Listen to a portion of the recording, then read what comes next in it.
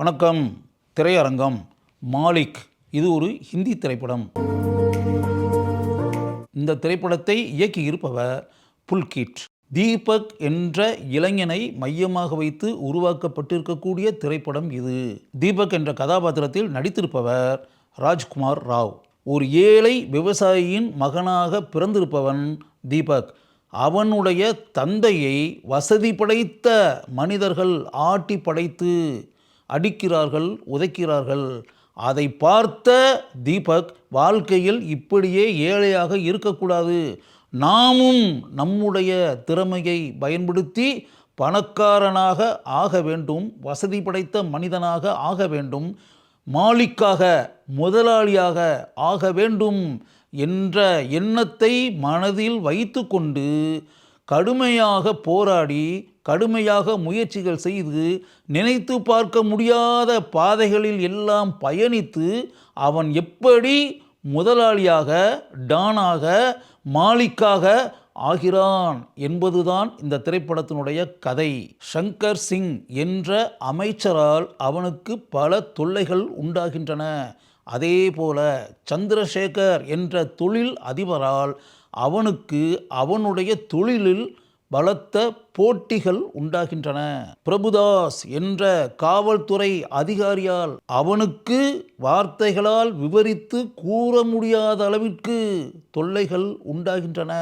இவற்றையெல்லாம் தாண்டித்தான் தன்னுடைய பயணத்தை நடத்த வேண்டிய நிலையில் தீபக் இருக்கிறான். பல சமூக விரோத செயல்களில் ஈடுபட்டு கொண்டிருக்கக்கூடிய தன்னுடைய கணவன் மீது அளவற்ற அன்பு பாசம் இருந்தால் கூட அவன் இப்படிப்பட்ட அயோக்கியத்தனமான செயல்களை செய்து கொண்டிருக்கிறானே என்ற வெறுப்பையும் தன்னுடைய மனதிற்குள் வைத்து கொண்டு அவனுடன் வாழ்க்கையை நடத்தி கொண்டிருக்கிறாள் அவளுடைய அன்பு மனைவியான ஷாலினி. தன்னுடைய மனைவி ஷாலினியின் மீது அளவற்ற காதலையும் அன்பையும் வைத்திருக்கக்கூடியவன் தீபக்.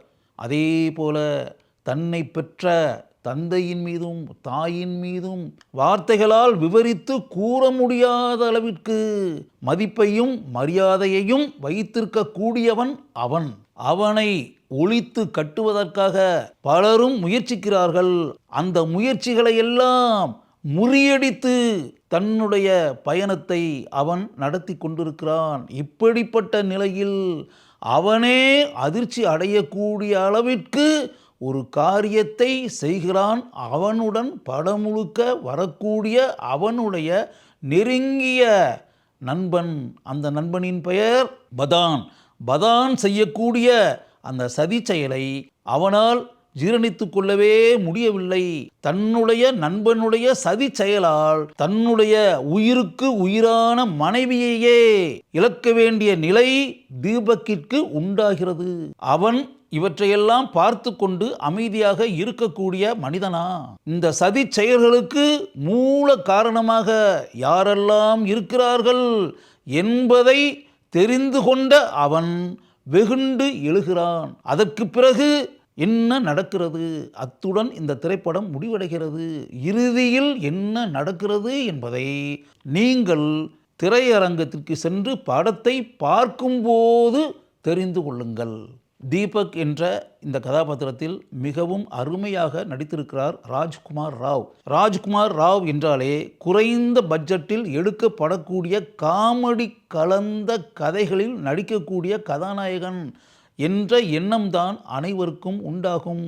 அந்த எண்ணத்தை முற்றிலும் மாற்றக்கூடிய அளவிற்கு டான் கதாபாத்திரத்தில் வந்து ராஜ்குமார் ராவால் இப்படி கூட நடிக்க முடியுமா என்ற எண்ணம் நமக்கு உண்டாகக்கூடிய அளவிற்கு அருமையாக ராஜ்குமார் ராவ் படத்தினுடைய ஆரம்ப காட்சியிலிருந்து இறுதி காட்சி வரை நடித்து நம்முடைய முழு பாராட்டுக்களையும் பெறுகிறார். மனுஷி சில்லார் இவர்தான் ஷாலினி கதாபாத்திரத்தில் வரக்கூடிய நடிகை. அமைதியான தன் நடிப்பை வெளிப்படுத்தி அந்த கதாபாத்திரத்திற்கு இவர் பெருமையை உண்டாக்கி இருக்கிறார். புரோ செஞ்சித் சட்டர்ஜி இவர்தான் காவல்துறை அதிகாரி பிரபுதாஸ் கதாபாத்திரத்தில் நடித்திருப்பவர். படம் முழுக்க வரக்கூடிய கதாபாத்திரம் இது. இந்த கதாபாத்திரத்திற்கு மிகவும் இயல்பான நடிப்பை வெளிப்படுத்தி நம்முடைய பாராட்டுக்களை இவர் பெறுகிறார். சௌரப் சச்தேவ் இவர் சந்திரசேகர் கதாபாத்திரத்தில் தன்னுடைய பண்பட்ட நடிப்பை வெளிப்படுத்தி இருக்கிறார். சௌரப் சுக்லா இவர் அமைச்சர் சங்கர் சிங் கதாபாத்திரத்தில் தன்னுடைய கம்பீரமான தோற்றத்தாலும் அருமையான நடிப்பாலும் பெயரை தட்டி செல்கிறார். அன்சுமான் புஷ்கர் இவர்தான் பதான் கதாபாத்திரத்தில் நடித்திருப்பவர். படத்தில் மிகவும் முக்கிய பங்கு வகிக்கக்கூடிய கதாபாத்திரம் இவர் ஏற்று நடித்திருக்கக்கூடிய கதாபாத்திரம். தீபக்கின் நெருங்கிய நண்பனாக படம் முழுக்க வந்து படத்தினுடைய உச்சகட்ட காட்சியில் தீபக்கையே காலி பண்ணிவிட வேண்டும் என்ற முயற்சியில் இறங்கக்கூடிய மாறுபட்ட கதாபாத்திரம். இந்த கதாபாத்திரத்திற்கு தன்னுடைய நடிப்பால் அருமையான முத்திரையை இவர் பதித்திருக்கிறார். அனுஜ் ராகேஷ் தவான் இவர்தான் இந்த திரைப்படத்தினுடைய ஒளிப்பதிவாளர். இரவு நேர காட்சிகள் அதிகமாக இடம்பெறக்கூடிய திரைப்படம். இந்த திரைப்படத்தில் தன்னுடைய அருமையான லைட்டிங்குகளை அமைத்து தான் ஒரு சிறந்த ஒளிப்பதிவாளர் என்று நம்மை இவர் நினைக்க வைக்கிறார். ஜுபின் ஷேக் இவர்தான் இந்த படத்தினுடைய படத்தொகுப்பாளர். அருமையாக தன்னுடைய படத்தொகுப்பு பணியை இவர் செய்திருக்கிறார். சச்சின் ஜிகார் இவர்தான் இந்த திரைப்படத்தில் வரக்கூடிய பாடல்களுக்கு இசையமைத்திருப்பவர். பாடல்களுக்கு அருமையான மெட்டுகளை அமைத்து அந்த பாடல்களை வெற்றி பாடல்களாக இவர் ஆக்கியிருக்கிறார். கேத்தன் சோதா இவர்தான் படத்தினுடைய பின்னணி இசையை அமைத்திருப்பவர். இந்த கதையின் ஓட்டத்திற்கு அருமையாக பின்னணி இசை அமைத்து இவர் ஒரு துணையாக படம் முழுக்க இருக்கிறார். விக்ரம் தாஹியா இவர்தான் இந்த படத்தினுடைய ஸ்டண்ட் மாஸ்டர். சண்டை காட்சிகளை கைதட்டி பாராட்டக்கூடிய அளவிற்கு இவர் அமைத்திருக்கிறார். மல்லிகா என்ற கதாபாத்திரத்தில் வரக்கூடிய ஹியூமா குரேஷியை நாம் கட்டாயம் பாராட்ட வேண்டும்.